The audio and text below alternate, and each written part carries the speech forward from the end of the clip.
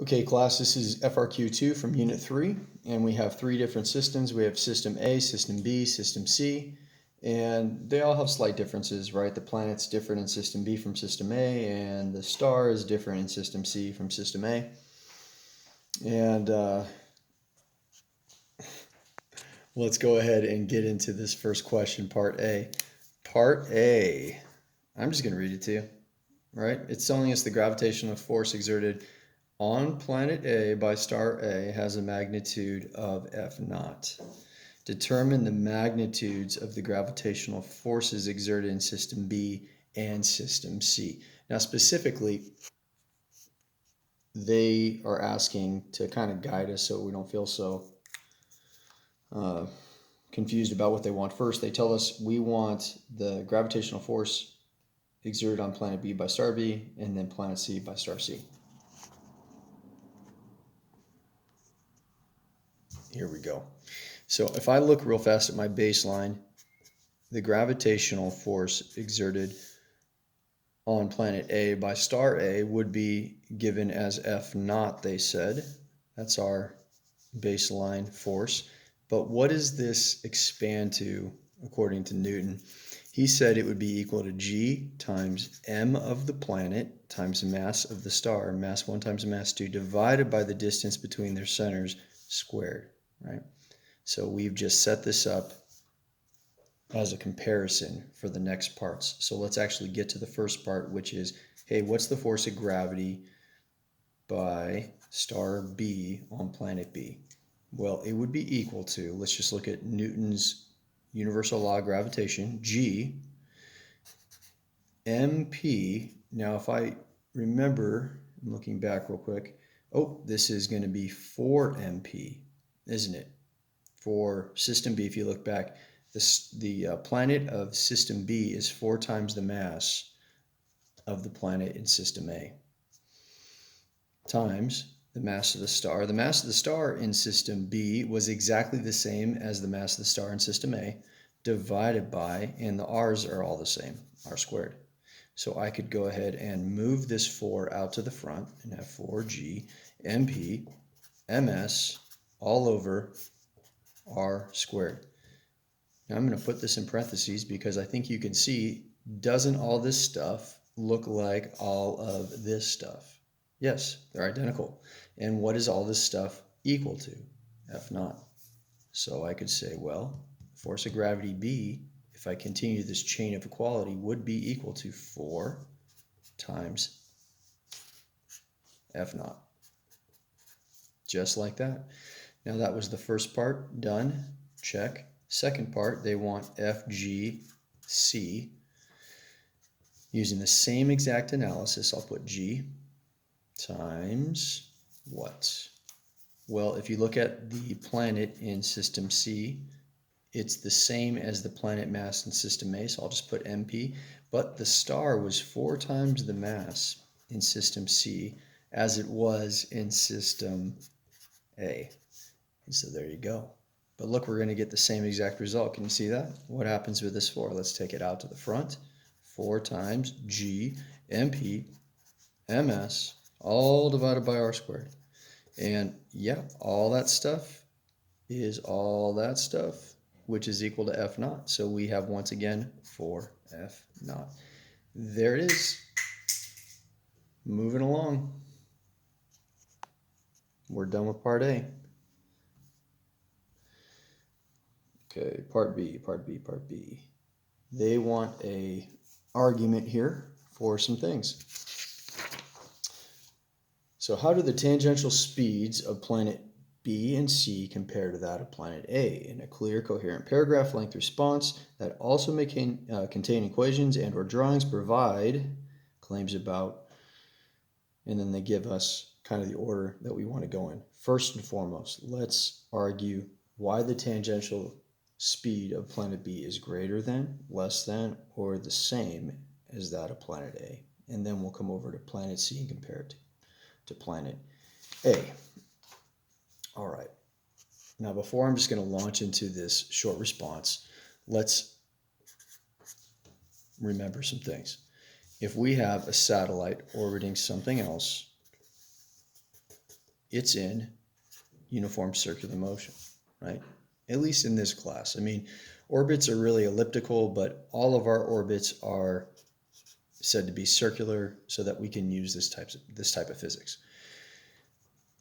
This has a center-seeking force if it's going to stay in uniform circular motion. There's no arguing that. There has to be a center-seeking force. And what is the center-seeking force on this satellite compared to this body that's being orbited? It has to be equal to gravity, right? There has to be a gravitational attraction between this body and this body if this orbiting body is to stay in circular motion. And as a little side note, don't forget, that this planet or this star, whatever this body is, also has a force of attraction, Fg, that is equal to this Fg towards that body. Okay, that's kind of another lesson. I don't want to go off on too much of a tangent right here. Just know that for every action, there's an equal and opposite reaction. However, I'm not looking at this force of gravity. I'm looking at this force of gravity because it is equated to the center-seeking force. Let's expand this idea. What's Fc equal to? Last FRQ, we had looked at that, right? M times A. Center-seeking force, centripetal force, is a net force, and a net force is equal to M times A. In this case, we're saying A is V squared over R because it's a centripetal acceleration. And what is Fg? Well, we just got done looking at that. It'd be this. And I'm using just a small m to indicate this one and a big M to indicate that one. These masses would cancel out. This R would cancel out with one of those, and you'd be left with this equation, G M over R. But when you do a square root, you get that, right? Now this is the tangential velocity, or you could call it the orbital velocity. Either one is fine. Now that's just some background that we're going to need to be able to answer and address B. So why is the tangential speed of planet B greater than, less than, or the same as planet A? Well, what is it? Is it greater than, less than, or the same as planet A? This equation will tell you what you need to know. Give you a moment to think about it, and the answer is they have the same exact tangential speed. Planet B and planet A have the same tangential speed. Why would that be the case? This mass is not the mass of the thing doing the orbiting. This is the mass that is being orbited, right? The mass being orbited. And if you look at system A and system B, both of them have the same exact star mass that's being orbited. So the point is there's no difference in any of these variables for system A or system B's planet. Yes, system B has a planet whose mass is 4 times the mass, but do you see the mass of the planet anywhere in this equation? No. So there's just kind of the brainstorm thinking that we need to do, and now we can actually come up with a slick response here. So I'll say planet B has the same VT as planet A. Start with your claim, right? Then I would say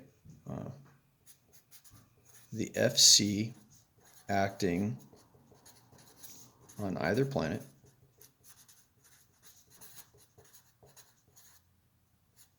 is due to gravity. So I'm letting them know, the readers, that I understand the centripetal force is due to the force of gravity. I'll put Fg here in parentheses. Fg, period. So then I would go on to say Fc. Remember, they said we can use figures, equations, equals Fg, and I'm going to repeat the process you just saw. Do a little arrow here, and I'll say, well, mass of planet, and this is in general, right? I'm going in general right now. I'm not saying this is for planet B or planet A just yet. V tangential squared divided by R equals G mass planet, mass star, divided by r squared. This leads to V tangential equals, and I'll just go straight to the square root expression, G ms over r. And then I would say, since G ms and r are the same for both systems A and B. I don't know why I put a little thing there. Cross that out. The same for both systems A and B. Then VT of planet A and B will be the same. Will be equal. Will be the same. Either one's fine. All right. So that's the first argument. We compared the tangential speed of planet B to planet A, and we decided they're the same. Okay, let's look then. See, the next part will be easier to argue because we already established that equation. So we'll say, hey, what about the tangential speed of planet C compared to planet A? So I would say planet C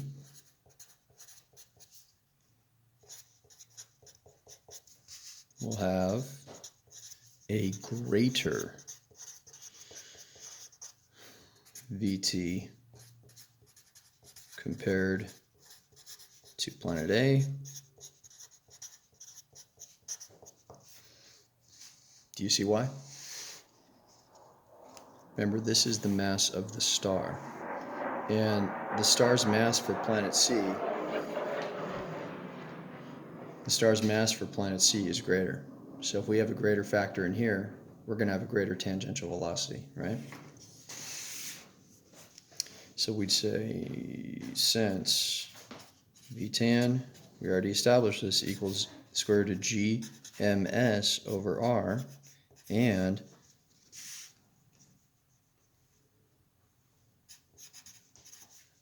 the mass S of planet C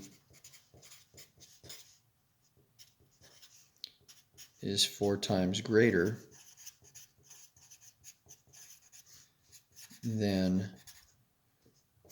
planet A, then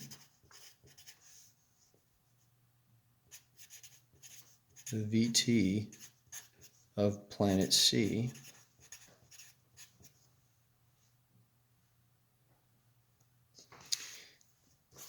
is